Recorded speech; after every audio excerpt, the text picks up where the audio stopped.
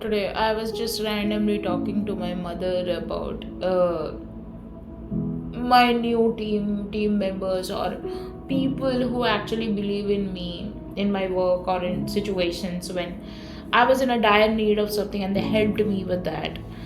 And she randomly told all their names signified something. So one of the person's name was name in so basically his name was in Sanskrit or Hindi. I'm not so sure about it, and it means moon. The other person's name means sun. Then the other person's team member's name was earth, and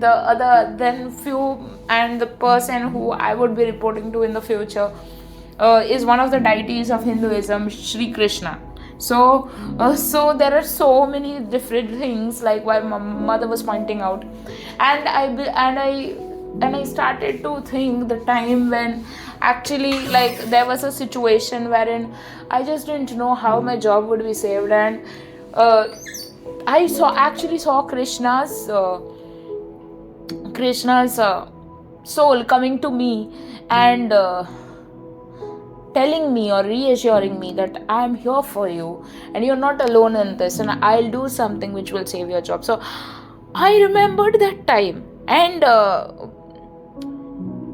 immediately I connected the dots, and I felt that like everything which happens to your life, you somehow it relates to something which is there inside of your soul.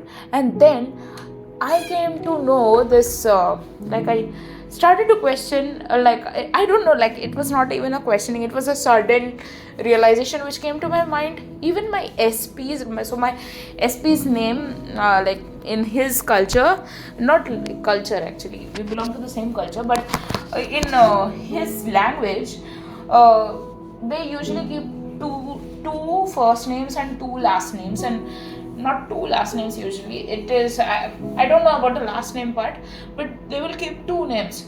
So the first name means son, which again means that he's the son of my life, and or he brightens up my life. That would be a better definition. And the other part of his name, which is like I like to call him that in Hindi. So the other part of his name means courage or patience. So that's something like, and I do feel like when it comes to things in life like love and commitment and relationships, he's actually that kind of soul who has a lot of patience and courage. But yeah, at times like I've seen him not acknowledging stuffs, but that's the old part of him, that's the fearful part of him, and I'm not going to concentrate or think about it. What I mean to say is that I've seen that patience in him and courage in him to fall in love with a real soul, and he is such a person, like he will actually love you, not you, he's just mine, but I'm just saying that he's that kind of soul who actually falls in love with the soul, and he is a genuine person from heart. So I feel like that is something like all these kinds of things, like we always say that whatever name you call, okay, whatever name you call yourself as, or whatever definitions you give things in your life about particular things, you actually draw it into your experience, you actually draw it into your life. So if my name is Miracle, then that means I draw miracles in my life, and many a times I've seen things in my life, like in major things I've seen miraculous patterns, and that's because I believe in miracles. I am a miracle. That's why. So you embody what you actually say. And today also I was seeing a series like in the lunch break, like when in my office only, not in my office. I didn't go to office today. I took a book from home, and I like while I was eating, I was seeing a series, and there one part of the dialogue was, you know how manifestation works, and it was not a manifestation series, but somehow she used that word, the protagonist used that word. She was saying that when you say things which you love, or when you say things as if like you already believe in that experience, or you believe in the things you want to make it happen in your life, when you say things more and more of what you want, That's how you create that experience in your life, and that's what manifestation is. So there are people who like nowadays I've been seeing some trends in YouTube, wherein people are actually thinking that manifestation is some woo-woo technique or some kind of weird thing, which like I have actually seen some of the coaches using words like I don't want to be puppet masters and stuff like that. I mean, what do you think you're doing?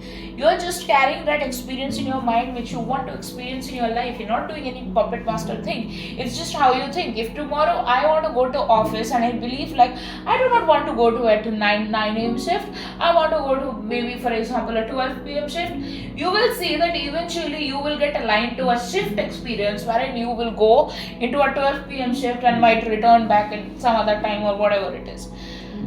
Similarly, if you want to experience a general shift, you will see that you go through certain experience which pulls you back into the general shift. So I believe that everything, no, it's not a belief, it's how our things operate. So for example, I remember there was a time when I had stage fright, and once or twice I used to go there and my hands would shiver because I used to, whenever I would imagine a stage, for me the definition of stage was shivering. For me the definition of stage was I do not like this and that, and that's how like I used to mess up the performance. Like that, this was long back when I was in school, and then I grew up and I just started telling myself positive things when I go to a stage, and I started being more confident, and now I do not have stage fright. I have a YouTube channel wherein I'm talking about everything out of my own experience. You guys know so much about my personal life. May not be in a very one-to-one details, but you know what is going on in my life. I talk about everything. Do you think had I not improved on my self-concept, I would have been able to do this? No, I would have thought, what would people think? What might people comment?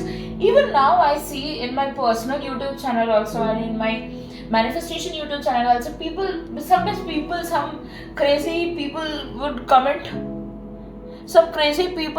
shit in the comment section, but I don't give a fuck about it. I just ignore it.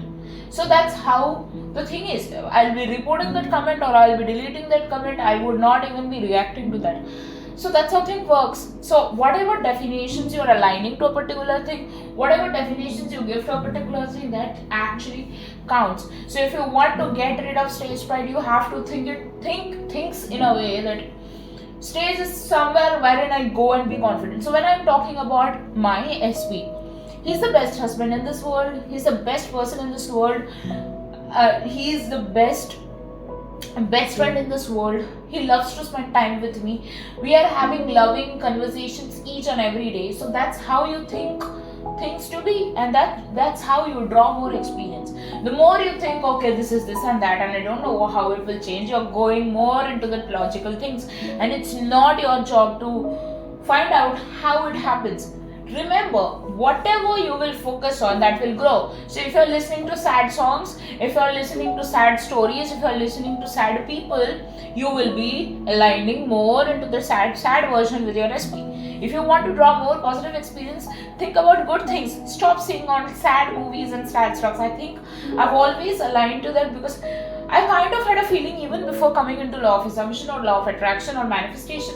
I didn't feel good when I heard certain tragic, when I saw certain tragic movies, and I was like, oh, I'm not interested to go and cry, and especially like give money for something which makes me cry. No. So, and I always had this thing that, my life has always been full of tragic experience when it came to my parents' divorce. So I do not want to see sad stories.